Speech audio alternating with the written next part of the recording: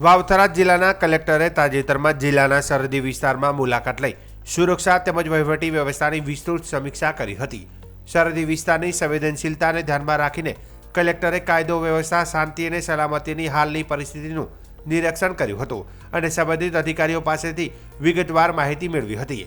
મુલાકાત દરમિયાન કલેક્ટરે સરહદી વિસ્તારમાં ચાલી રહેલી વહીવટી કામગીરી, સુરક્ષા વ્યવસ્થા તેમજ સરહદ પરની દેખરેખ અંગે સમીક્ષા કરી હતી। તેમણે અધિકારીઓને સરહદી વિસ્તારમાં સતત સતર્કતા રાખવા, કોઈપણ અસામાજિક પ્રવૃત્તિઓ સામે તાત્કાલિક પગલાં લેવા અને સ્થાનિક નાગરિકોની સુરક્ષા સુનિશ્ચિત કરવા સ્પષ્ટ સૂચનાઓ આપી હતી। સાથે જ સરહદી ગામોના લોકો સાથે સંવાદ સાધી તેમની સમસ્યાઓ અને જરૂરિયાતો અંગે અવગત થયા હતા।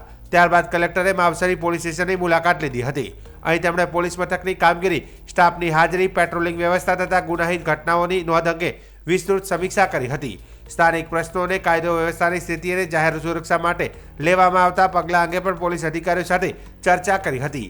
કલેક્ટરે પોલીસને સરહદી વિસ્તારમાં ખાસ કરીને રાત્રિ પેટ્રોલિંગ મજબૂત કરવા, સામાન્ય જનતા સાથે સમન્વય વધારવા અને કોઈપણ તાત્કાલિક પરિસ્થિતિમાં ઝડપી પ્રતિસાદ આપવાની સૂચના આપી હતી। તે ઉપરાંત પોલીસ મથકની સુવિધાઓ અને કામગીરી વધુ શુદ્ધ બનાવવા જરૂરી સુધારા કરવા પર ભાર મૂક્યો હતો।